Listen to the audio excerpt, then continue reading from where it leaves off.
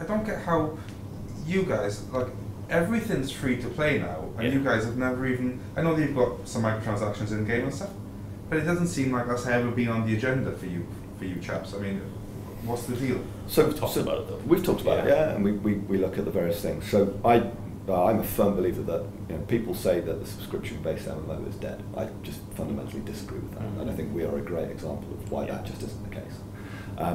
You look at people. You couldn't retrofit free-to-play onto Eve. No. Just it would change Eve from what it is. It would kill it. I personally think. We're making it so that there's kind of free-to-play, which is you can mine you can get in-game currency and you can buy a Plex and you can get your game time, but someone still has to buy that Plex and inject it into the system and all of those things. So we've got a really good, interesting sort of dynamic now with that sort of mix, and people who are in effect paying to play with a Plex is now is a decent percentage of our user base. But you look at the companies who did go free to play, they retrofitted it on, and that was because their games were failing. Their games they didn't care about the tiny nugget of players who were still playing it, because they knew that they would get a huge number of other people and it would be actually more profitable. We would kill our game if we did that. Yeah. You look at Dust, we are building from the ground up to be free to play.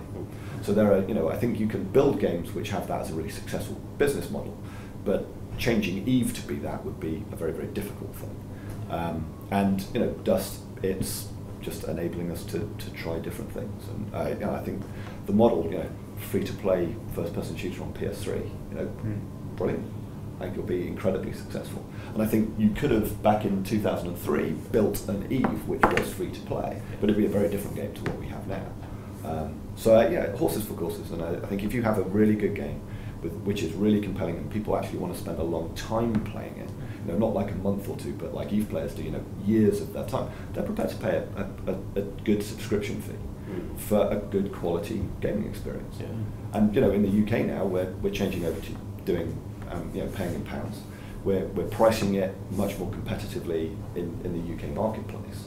And the response I've had from all the UK players is fantastic, brilliant. Yeah, we'll give you our money.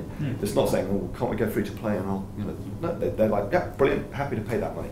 In fact, even more so now, it's in effect it's discounted from what they have been paying in the past. Yeah. So no, I think free to play has its place. I think it's a really good business model if you build the game in the right way. But strange things would have to happen to Eve for it to go traditional free to play.